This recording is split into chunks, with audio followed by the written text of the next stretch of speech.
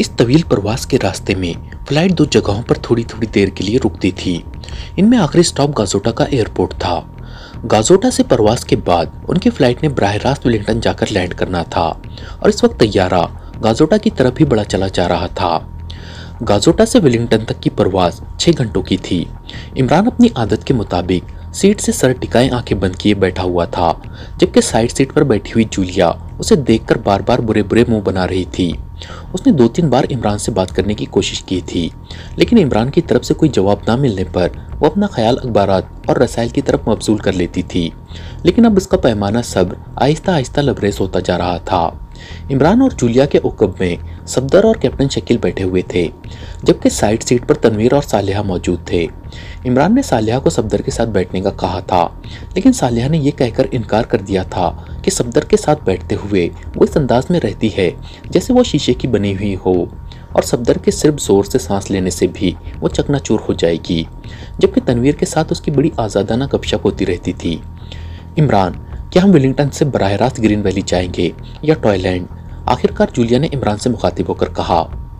नौजवान तो जाहिर है ग्रीन वैली का ही रुख करेंगे, जबकि बच्चों के लिए टॉयलैंड में कशिश होगी। अब तुम खुद सोच लो कि तुम कहाँ जाना पसंद करोगी। इमरान ने इस बार वैसे ही आंखें बंद किए जवाब देते हुए कहा। मतलब है कि अभी तुम खुद वाजे नहीं हो, जूलिया ने कदरे झुलाए हुए लहजे में कहा। मेरी जाती राय पूछो तो मैं टॉयलैंड जाना पसंद करूंगा, बस शर्त ये कि टॉय होल्डर साथ हो। इमरान ने इस बार आंखें खोलकर सीधा होते हुए कहा। Toy holder? क्या मतलब? ये क्या उल्टी सीधी बातें शुरू कर दी है तुमने? जूलिया ने मुंह बनाते हुए कहा। टॉय होल्डर का मतलब है कि जिसका मैं टॉय हूँ। अब तुम खुद सोचो, टॉय बेचारा तो वहां पहुंच जाए और टॉय होल्डर वहां ना हो तो बेचारा टॉय क्या कर सकता है? ना उसे कोई चाबी देगा और ना वो बेचारा सलाम अर्ज कर सकेगा। इमरान की जुबान रवा हो गई थी। तुम्हारा मतलब है कि तुम खिलौना हो और तुम्हें चाबी कोई और देता है? कौन है वो? जूलिया ने इस बार कदरे गुस्सीले लहजे में कहा। बस शर्त ये कि चाबी सीधी भरी जाए, वरना उल्टी चाबी भर दी जाए तो बेचारा टॉय सलाम करने की बजाय मुंह के बल जमीन पर गिर जाता है और सीधी चाबी भरने वाला टॉय होल्डर मेरे साथ वाली सीट पर और उल्टी चाबी भरने वाला साइड सीट पर मौजूद है। देखो क्या होता है बेचारे टॉय के साथ। इमरान ने बड़े मासूम से लहजे में कहा तो जूलिया बेख्तियार हंस पड़ी। तुम्हारी चाबी तो अव्वल रोज से ही उल्टी भरी गई है, जूलिया ने हंसते हुए कहा।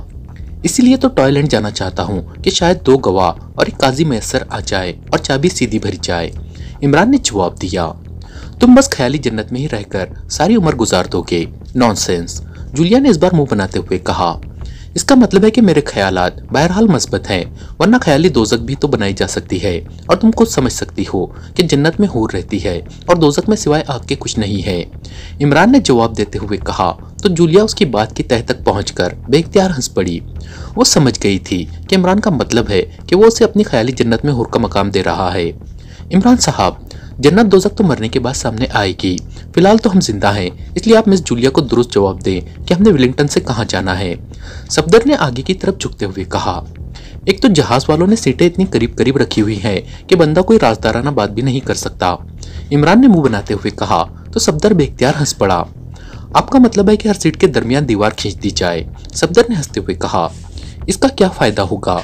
फ्लैट्स के दरमियान जो दीवारें होती है वो सिर्फ चेहरा देखने से रोकने के लिए होती है। बातचीत इस तरह इस दीवार के आर पार जाती है कि आप सरगोशी करें तो दूसरी तरफ ये सरगोशी लाउडर स्पीकर पर नशर हो जाती है। इमरान ने मुंह बनाते हुए जवाब दिया तो इस बार सफदर के साथ साथ जूलिया भी बेख्तियार हंस पड़ी। और फिर इससे पहले कि मजीद कोई बात होती, एक एयर होस्टेस तेजी से उनके करीब पहुंचकर रुक गई। आप इमरान साहब हैं? एयर होस्टेस ने मुस्कुराते हुए इमरान से पूछा। जी नहीं, मैं Ali Imran, MSc DSc Oxon हूँ, इमरान ने मुंह बनाते हुए कहा। आपका फोन है, एयर होस्टेस ने मुस्कुराते हुए कहा और आगे बढ़ गई। कमाल है, इस कदर शर्म व हया तो पहले जमाने में हुआ करती थी कि बराह रास्त बात करने की बजाय दूसरों के वास्ते से बात हुआ करती थी। इमरान ने उठते हुए कहा तो सफदर और जूलिया दोनों मुस्कुरा दिए, जबकि इमरान पायलट कैबिन की साइड पर बने हुए सैटेलाइट फोन रूम की तरफ बढ़ गया। उसने दरवाजा खोला और अंदर जाकर दरवाजा बंद करके उसने मेज पर मौजूद फोन पीस उठाकर उसका बटन प्रेस कर दिया। Ali Imran, MSc DSc Oxon बोल रहा हूँ, इमरान ने अपने मखसूस लहजे में कहा। कार्ल बोल रहा हूँ जनाब, दूसरी तरफ से एक मर्दाना आवाज सुनाई दी। कोई खास बात? इमरान ने चौंक कर पूछा। इमरान साहब, आपके कॉल पर मैंने पूरे विलिंगटन में ऐसी तमाम पार्टियों को चेक कराया है जो आपके खिलाफ कार्रवाई कर सकती हैं, और मुझे अभी अभी हतमी इत्तला मिली है कि एक इंतहाई खतरनाक तंजीम जिसका सरबराह रिचर्ड नामी एक साबिका एजेंट है ने विलिंगटन एयरपोर्ट पर आपके खिलाफ कार्रवाई करने के लिए आदमी तैनात कर दिए हैं। और ये भी मालूम हुआ है जनाब कि आप जिस फ्लाइट पर विलिंगटन पहुंच रहे हैं, इस फ्लाइट की न सिर्फ पूरी तफसीलात उन तक पहुंच गई हैं, बल्कि आप और आपके तमाम साथियों के कागजात की नकूल भी उन तक पहुंच गई हैं। और ये भी मालूम हुआ है कि उन्होंने एयरपोर्ट के तमाम आम और खुसूसी रास्तों पर पैक्टिंग कर रखी है, और ये इंतहाई खतरनाक और तरबियत याफ्ता लोग हैं। और ये भी बता दूं कि उन्होंने पैक्टिंग की यह कार्रवाई उस फ्लाइट के दोनों लैंडिंग स्पॉट्स पर भी कराई है, गाजोटा एयरपोर्ट पर भी, और ये लोग पूरी तरह तैयार हैं। कार्ल ने तफसील से जवाब देते हुए कहा। कैसे इस कदर हतमी इत्तला मिली है? इमरान ने संजीदा लहजे में पूछा। इसी ग्रुप में मेरा मुखबिर मौजूद है और वो रिचर्ड के बहुत करीब है, कार्ल ने जवाब दिया। फिर तो उसे ये भी मालूम होगा कि उसके पीछे कौन सी पार्टी है, इमरान ने कहा। यस सर, उसके पीछे सुपर 3 है, ये एजेंसी सुपर 3 के तहत ही काम करती है, कार्ल ने जवाब देते हुए कहा। तुम बताओ फिर हमें क्या करना चाहिए, इमरान ने कहा। मेरा काम तो सिर्फ मुखबिरी करना है जनाब, बाकी आप खुद सोच ले, मैंने आपको हतमी इत्तला दे दी है, कार्ल ने जवाब देते हुए कहा। ओके, थैंक यू, इमरान ने कहा और फोन ऑफ करके उसने मेज पर रखा, और फिर उस कैबिन से बाहर आकर वो बजाय अपनी सीट की तरफ मुड़ने के दूसरी तरफ बने हुए नेविगेटर कैबिन की तरफ मुड़ गया। यस सर, आप यहाँ, नेविगेटर ने चौंक कर इमरान की तरफ देखते हुए कहा। नेविगेटर भी जहाज के अमले का अहम रुकन होता है, वो जहाज की सिमत को दुरुस्त रखने में मदद देता है और मौसम के मुताबिक जहाज की बुलंदी और उसे नीचे ना आने के बारे में पायलट और सेकंड पायलट की मदद करता है। इमरान ने कोट की अंदरूनी जेब से। दोस्तों, अगर आप हमारे चैनल पर नए हैं या अब तक आपने हमारे चैनल को सब्सक्राइब नहीं किया है तो चैनल को सब्सक्राइब कर लें ताकि आपको हर नई वीडियो आसानी से मिल सके, और वीडियो को लाइक ज़रूर करें। शुक्रिया। बड़े नोटों की एक गड्डी निकाली और उसे नेविगेटर के सामने रख दिया तो नेविगेटर का चेहरा हैरत की शिद्दत से हुक्को जैसा हो गया। सर, क्या मतलब? नेविगेटर ने इंतहाई हैरत भरे लहजे में कहा। हमारे दुश्मन हमें हलाक करने के लिए गाजोटा और विलिंगटन में मौजूद हैं। उन्होंने तमाम रास्तों पर पैक्टिंग कर रखी है, लेकिन मुझे मालूम है कि क्रूवे पर उनकी पैक्टिंग नहीं होगी, क्योंकि क्रूवे से कोई मुसाफिर नहीं गुजर सकता। अगर तुम ये काम कर दो तो ये गड्डी तुम्हारी हो सकती है, इमरान ने झुककर आहिस्ता से कहा। कितने आदमी हैं जनाब? नेविगेटर ने जल्दी से गड्डी उठाते हुए कहा। 6, 2 औरतें और मुझ समेत 4 मर्द, इमरान ने कहा। ओ, इतने आदमी तो क्रॉस नहीं कराए जा सकते, मेरी नौकरी चली जाएगी। 1-2 की हद तक काम हो सकता है, नेविगेटर ने मायूसाना लहजे में कहा।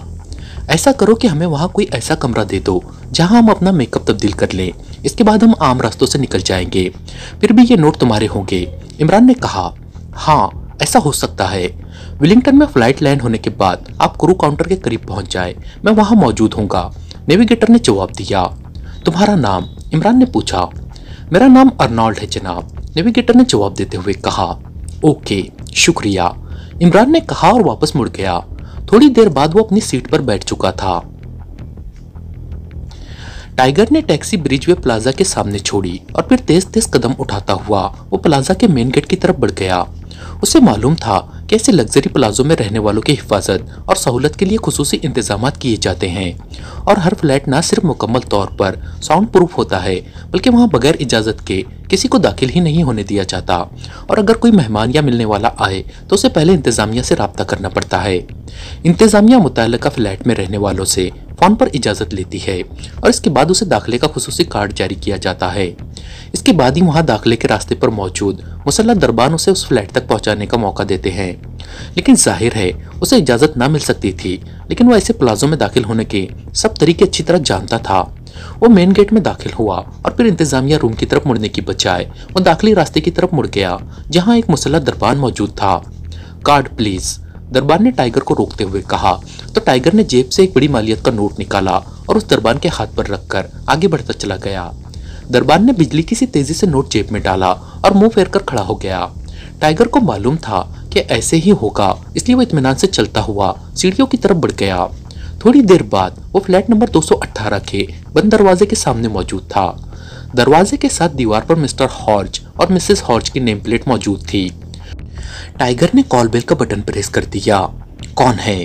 डोरफैन से भारी सी मर्दाना आवाज सुनाई थी। स्पेशल मैसेंजर जनाब, टाइगर ने खाली से तन एग्रीमी और इंतहाई मुअद्दबाना लहजे में कहा। क्या लाए हो? अंदर से चौंक कर पूछा गया। 2 पार्सल है जनाब, इन शॉर्ट पार्सल, टाइगर ने जवाब दिया। उसने दानिस्ता इन शॉर्ट का लफ्ज कहा था ताकि अंदर मौजूद कर्नल लॉज को मालूम हो जाए कि उसके लिए उसे दरवाजा खोलकर रसीद पर दस्तखत जरूर करने होंगे, वरना वो इन्हें मखसूस बॉक्स में डाल देने की हिदायत भी कर सकता था। कहाँ से आए हैं? अंदर से पूछा गया। विलिंगटन से जनाब, टाइगर ने जवाब दिया।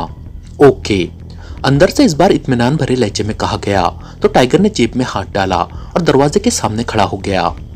चंद लम्हों बाद अंदर से पहले चटकनी हटने की आवाज सुनाई दी और फिर जंजीर हटने की, और इसके साथ जैसे ही दरवाजा खुला और एक आदमी सामने खड़ा नजर आया तो टाइगर का दूसरा हाथ बिजली की सी तेजी से हरकत में आया और फिर इससे पहले कि वो आदमी संभलता, टाइगर का हाथ उसके सीने पर पूरी कुव्वत से पड़ा और वो उछलकर पुष्ट के बल पीछे जा गिरा, जबकि टाइगर तेजी से अंदर दाखिल हुआ और इसके साथ ही उसका जेब में मौजूद हाथ बाहर आया और साथ ही पैर की मदद से उसने दरवाजा बंद कर दिया। क्या हुआ है? क्या हुआ है? अंदरूनी कमरे से एक निस्वानी आवाज सुनाई दी। खबरदार, अगर हरकत की तो गोली मार दूंगा, टाइगर ने हाथ में मौजूद मशीन पिस्टल सामने करते हुए कहा। तुम कौन हो? उस आदमी ने उठकर बैठते हुए कहा। तुम्हारा नाम कर्नल लॉज है। क्यों? टाइगर ने कुर्राते हुए कहा। उसी लम्हे अंदरूनी कमरे से एक लंबे कद और कदरे भारी जिस्म की औरत बाहर आ गई। खबरदार, वहीं रुक जाओ वरना, टाइगर ने कहा तो उस औरत की आंखें खौफ से पहलती चली गई, लेकिन वो वहीं रुक गई थी। मेरा नाम तो हॉर्च है और ये मेरी बीवी है, तुम कौन हो? उस आदमी ने हैरत भरे लहजे में कहा। उसके चेहरे पर खौफ के तासुरात सिरे से मौजूद ही नहीं थे। तुम कर्नल लॉज हो और हॉर्च के नाम से यहाँ रह रहे हो और ये लेडी स्टेन है। बोलो, मैं दुरुस्त कह रहा हूँ या नहीं? टाइगर ने कहा। नहीं, ये गलत है।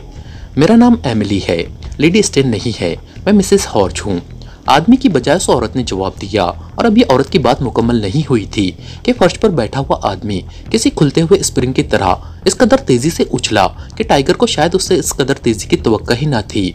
टाइगर उछलकर उकप में मौजूद दरवाजे से टकराया और मशीन पिस्टल उसके हाथ से निकलकर एक तरफ जा गिरा, लेकिन उगबीट दरवाजे से टकराते ही टाइगर भी किसी खुलते हुए स्प्रिंग की तरह खड़े होते हुए कर्नल लॉज से जा टकराया। लेकिन कर्नल लॉज बिजली की सी तेजी से नीचे झुका और दूसरे लम्हे टाइगर उसके ऊपर से उड़ता हुआ पुष्ट के बल उगबी दीवार से टकराकर नीचे गिरा ही था कि उसके सर पर जैसे कयामत टूट पड़ी। उसने साइड में खड़ी उस औरत का बाजू हरकत में आते देखा था। न जाने उसने उसके सर पर क्या मारा था। टाइगर ने सर झटककर अपने आप को संभालने की कोशिश की, लेकिन दूसरी कयामत टूटने के बाद उसका जहन अता तारीकियों में डूबता चला गया। फिर जैसे अंधेरे में बिजली चमकती है, इस तरह उसके जहन में भी रोशनी की लहर चमकी और फिर आहिस्ता आहिस्ता उसका शऊर जागता चला गया। उसने पूरी तरह होश में आते ही चौंक कर इधर उधर देखा और उसके साथ ही उसके मुंह से एक तवील सांस निकला। उसके सर में इस कदर शदीद दर्द हो रहा था जैसे दिमाग फटने के करीब हो। वो फ्लैट के उसी कमरे में दीवार के साथ रखी हुई कुर्सी पर बैठा था।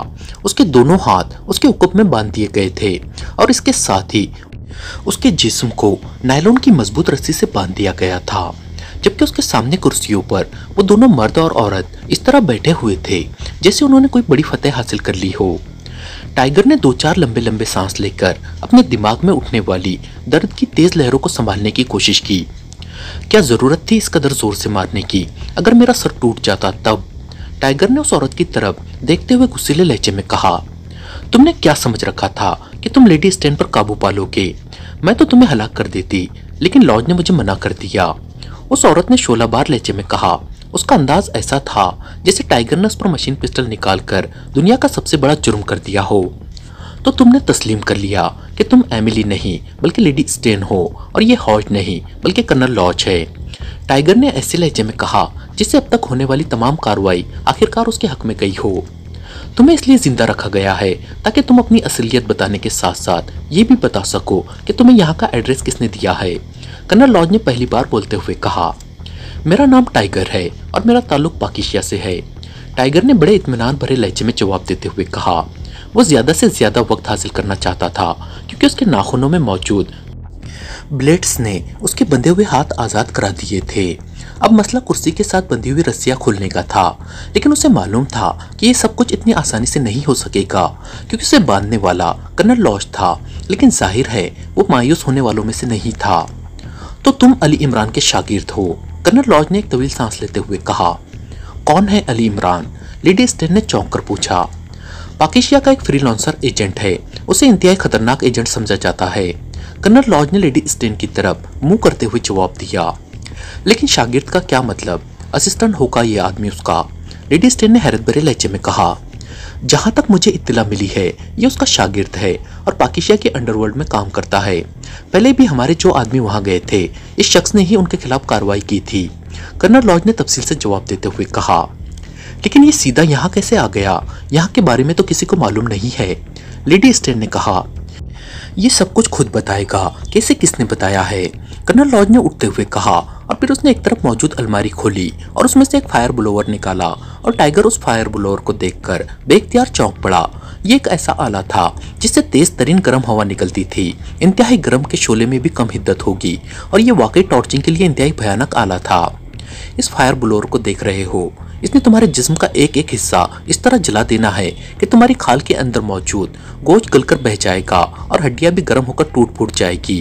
कर्नल लॉज ने वापस आकर कुर्सी पर बैठते हुए कहा। हाँ, मुझे मालूम है कि यह टॉर्चिंग के लिए इंतहाई भयानक आला है। ये आदमी को मौत से भी बदतर हालत से दो चार करा देता है।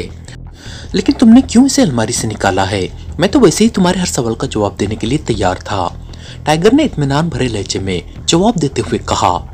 लॉर्ड, ये आदमी इस कदर मुतमईन क्यों है? मैंने कभी किसी आदमी को ऐसे हालात में इस कदर मुतमईन नहीं देखा, लेडी स्टेन ने कर्नल लॉज से मुखातिब होकर कहा।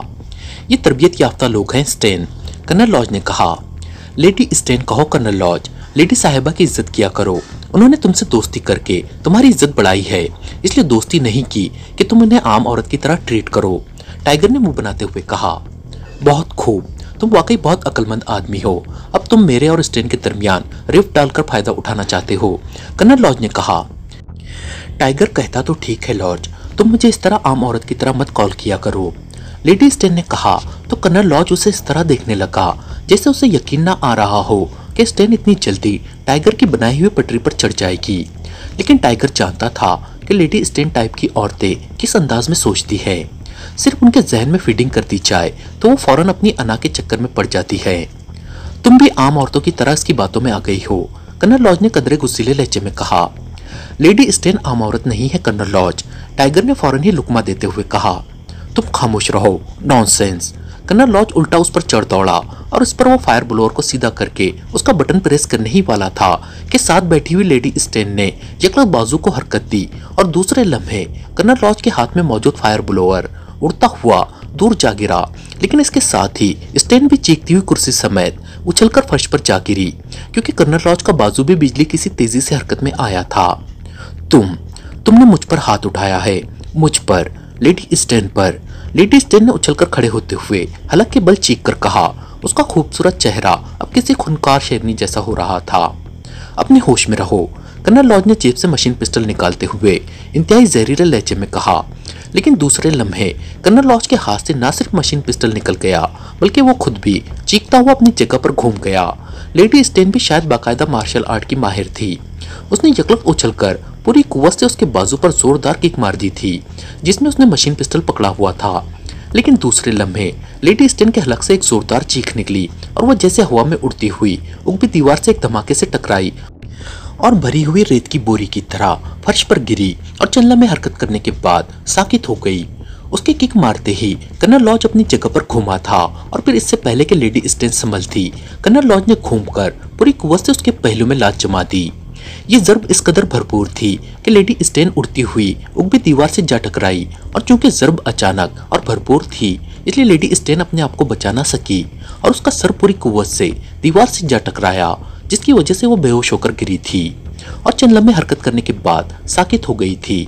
कर्नल लॉज होंठ भींचे चंद लम्हों तक लेडी स्टेन को देखता रहा और फिर वो तेजी से टाइगर की तरफ घूमा। वो अब खा जाने वाली नजरों से टाइगर को देख रहा था। किसी औरत पर हाथ उठाना मर्दानगी नहीं होती कर्नल लॉज, टाइगर ने मुस्कुराते हुए कहा। शट अप, कर्नल लॉज ने यकलक हलक के बल चीखते हुए कहा और फिर इससे पहले कि टाइगर उसकी बात का कोई जवाब देता, साइड में इस पर पड़े हुए फोन की घंटी बज उठी और कर्नल लॉज ने एक नज़र लेडी स्टेन की तरफ देखा जिसे सोच रहा हो कि पहले उसे होश में लाया जाए या पहले फोन सुना जाए, और फिर उसने आगे बढ़कर रिसीवर उठा लिया। वो काफ़ी देर तक बातें करता रहा जबकि टाइगर इस दौरान गांठ खोलने में मसरूफ रहा।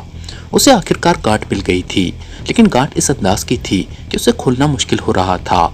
लेकिन फिर टाइगर को इमरान की बात याद आ गई, जो इमरान ने इन गांठों के बारे में उसे तफसील से बताई थी। उसने बताया था कि क्रीमिया की बड़ी एजेंसियों में एक मखसूस अंदाज की गांठ लगाई जाती है और इसकी खुसूसी तरबियत दी जाती है। और फिर इमरान ने उसे ये गांठ लगाना और फिर उसे खोलने का तरीका अमली तौर पर समझाया था। ये ख्याल आते ही गांठ खोलना टाइगर के लिए मुश्किल ना रहा था, जबकि उसके हाथ पहले से ही आज़ाद थे। और जब कर्नल लॉज ने रिसीवर वापस क्रेडल पर रखा तो इस वक्त टाइगर गांठ खोल चुका था। लेकिन जाहिर है रस्सियां अभी तक उसके गिर्द मौजूद थी और जब तक वो इन रस्सियों को ना हटाता उसका हरकत करना नामुमकिन था। इसलिए गांठ खोलने के बावजूद वो उसी तरह बेबस बैठा हुआ था, जबकि कर्नल लॉज ने फोन का रिसीवर रखकर एक लम्हा टाइगर को बगौर देखा। मैं तुम्हारा हशर करता हूँ, तुम शैतान हो।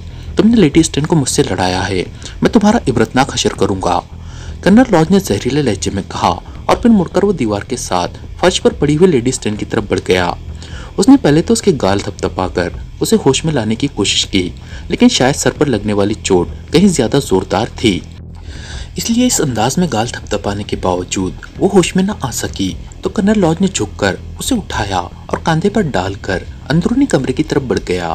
फिर जैसे ही वो टाइगर की नजरों से ओझल हुआ, टाइगर ने बिजली की सी तेजी से अपने जिस्म के गिर्द मौजूद रस्सियों को हटाना शुरू कर दिया और चंद लम्हों बाद वो रस्सियों से आजाद हो चुका था। कर्नल लॉज अभी तक अंदर लेडी स्टैन को होश में लाने में मसरूफ था। टाइगर कुर्सी से उठा और फिर उसने सबसे पहले अपना मशीन पिस्टल उठाकर अपनी जेब में डाला और फिर उसने कर्नल लॉज का मशीन पिस्टल उठाकर उसे नाल से पकड़ लिया और फिर आहिस्ता आहिस्ता वो अंदरूनी कमरे के खुले हुए दरवाजे की तरफ बढ़ गया।